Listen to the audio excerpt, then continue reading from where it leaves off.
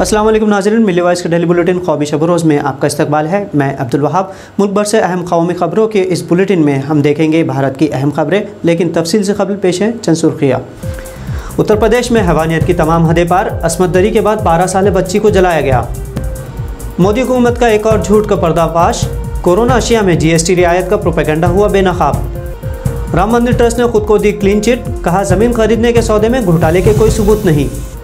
ज्ञानवापी मस्जिद का सर्वे करने का अदालत का हुक्म, मस्जिद कमेटी ने फैसले के खिलाफ रिव्यू पिटीशन दायर की। और वन व्यवस्था का दलितों पर कहर, जम्मू में कुएं से पानी लेने पर दलितों पर ब्राह्मण नौजवानों का हमला, 7 गिरफ्तार। उत्तर प्रदेश के ज़िले कानपुर देहात में उस वक्त सनसनी फैल गई जब एक घर के बाहर सो रही बच्ची को नामालूम शरपसंदों ने अगवा करने के बाद उसे नजर आतिश कर दिया।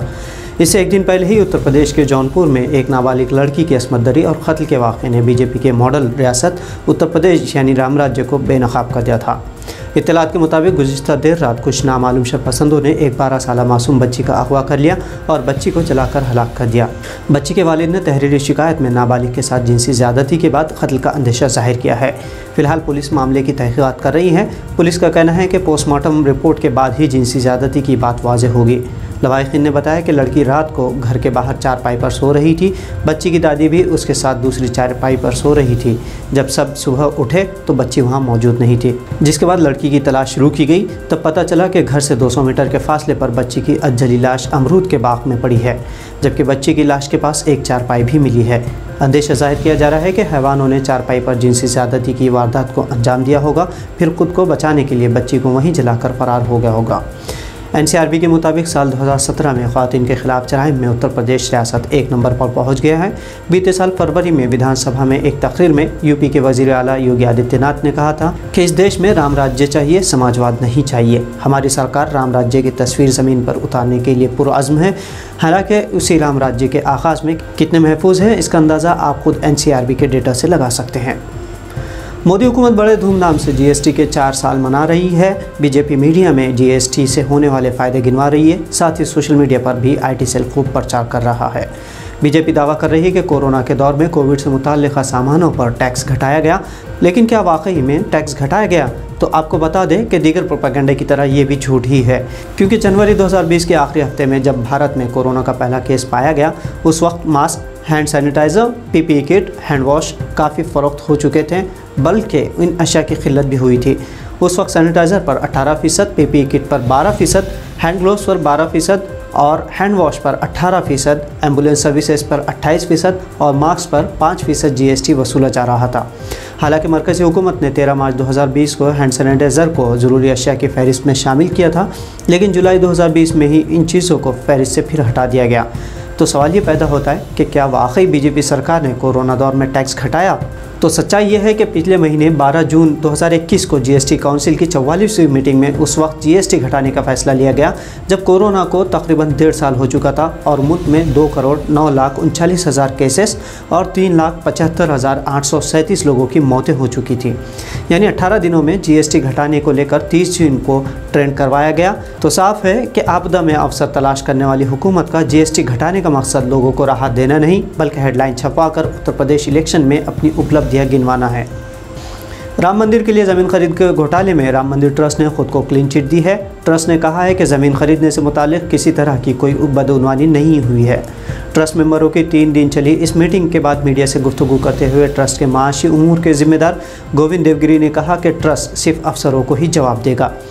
गिरी ने ज़मीन खरीदने से जुड़े सभी दस्तावेज़ात में पूरी शफाफियत और ईमानदार बरती जाने की बात भी कही। 18 मार्च को ट्रस्ट ने 1.2 हेक्टेयर ज़मीन 18.5 करोड़ रुपए में ख़रीदी, जो सुल्तान अंसारी और रवि मोहन तिवारी से ख़रीदी गई थी। इन्होंने ये ज़मीन उसी दिन हरीश पाठक और कुसुम पाठक नामी शख्स से 2 करोड़ रुपए में ख़रीदी थी। समाजवादी पार्टी और आम आदमी पार्टी ने इस ज़मीन में धोखाधड़ी और बदउनवानी के इल्ज़ामात लगाए थे। ट्रस्ट ने हालांकि उससे इनकार करते हुए कहा था कि पाठक और प्रॉपर्टी डीलर के बीच पहले कोई समझौता हुआ था, इसीलिए ये ज़मीन पहले समझौते के मुताबिक तय की गई ज़मीन पर ख़रीदी गई और बाद में ट्रस्ट को मौजूदा बाजार कीमत पर फ़रोख्त की गई। हालांकि उसी दिन ट्रस्ट ने पाठक से 8 करोड़ रुपए में 1 हेक्टेयर वाली दूसरी ज़मीन भी खरीदी, लेकिन इस पर ट्रस्ट ने इस मामले पर खामोशी इख्तियार कर ली। आपको बता दें कि मंदिर बनाने के लिए 15 मेंबरान पर मबनी ट्रस्ट का ऐलान नरेंद्र मोदी ने लोकसभा में किया था, जिसमें 12 मेंबरान हुकूमत के ज़रिए चुने गए थे और 3 मेंबरान को पहले ही मुंतखब किया गया था। उत्तर प्रदेश में सुन्नी सेंट्रल वक्फ बोर्ड ने वाराणसी अदालत के उस फैसले को चैलेंज किया है जिसमें उसने कदीम तारीखी मस्जिद ज्ञानवापी का सर्वे करवाने का हुक्म दिया था। 8 अप्रैल को वाराणसी के सिविल जज आशुतोष तिवारी ने ज्ञानवापी मस्जिद का आर्कियोलॉजिकल सर्वे करने का ये कहते हुए हुक्म दिया था कि वहां मुगल हुक्मरानों ने किसी मंदिर को तोड़कर मस्जिद बनवाई है। अदालती हुक्म के खिलाफ वक्फ बोर्ड ने रिव्यू पिटीशन दायर की है जिसकी समाअत 9 जुलाई को होगी। अयोध्या में बाबरी मस्जिद का मामला इसी तरह का बनवाकर कई दहाइयों चला और आखिर में फैसला सबूतों की बुनियाद पर नहीं बल्कि आस्था की बुनियाद पर किया गया था। ये केस भी साल 1991 से जारी है। हालांकि इलाहाबाद हाई कोर्ट ने इससे कबल इस केस को ख़त्म कर दिया था, लेकिन दिसंबर 2019 में विजय शंकर रस्तोगी नामी शख्स ने अदालत में मुकदमा दायर किया था कि मस्जिद का सर्वे करवाया जाए, जिस पर अदालत ने आर्कियोलॉजिकल सर्वे ऑफ इंडिया को सर्वे करने और मीडिया को किसी तरह की मालूमात न देने का हुक्म दिया था। ज्ञानवापी मस्जिद की अंजुमन इंतज़ामिया कमेटी ने अदालती फ़ैसले की मुखालिफत की है क्योंकि ये पूरा मामला बाबरी मस्जिद के पैटर्न पर चलाने की कोशिश की जा रही है और कमेटी के मुताबिक बाबरी मस्जिद ही की तरह उन्हें उम्मीद है कि उनके साथ इंसाफ नहीं होगा बल्कि फ़ैसला सादर किया जाएगा। नाज़रीन, मुल्क में कहने को तो हर इंसान को मसावी हुकूक़ हासिल है, लेकिन आज भी दूर दराज इलाक़ों में सैकड़ों अफराद वन व्यवस्था की भेंट चढ़ाए जाते हैं। ताज़ा मामला जम्मू कश्मीर के मालाड़ इलाके का है, जहां दलित तबके से ताल्लुक़ रखने वाले अफराद पर सिर्फ इसलिए हमला किया गया क्योंकि उन्होंने एक कुएँ से पानी लिया था। दरअसल 5 जून को चंचला देवी नामी एक दलित खातून ने कुएँ से पानी भरने की कोशिश की, जिसे दलितों के लिए कुआं नहीं होने का बताकर वापस कर दिया गया। इस मामले पर कुछ तू महमे हुई। 4 रोज़ बाद 9 जून को अखिल शर्मा नामी ब्राह्मण शख्स ने अपने साथियों के साथ चंचला देवी के घर पर तेज़ हथियारों से हमला कर दिया। इसमें चंचला के शोहर, बेटे और देवर को शदीद जख्में आई। साथ ही हमलावर ब्राह्मण दलित मुखालिफ धमकियाँ भी देते रहे। पुलिस ने 7 ब्राह्मण अफराद के खिलाफ इस मामले पर मुकदमा दर्ज किया है, लेकिन जो दफ़ात लगाई गई वो पसमानदा तबक़ात पर जुल्म की नहीं बल्कि IPC की है, जिससे उनकी रिहाई आसानी से हो सकती है। इस वाक़े के बाद से इलाके का दलित तबका खौफ के साए में जी रहा है।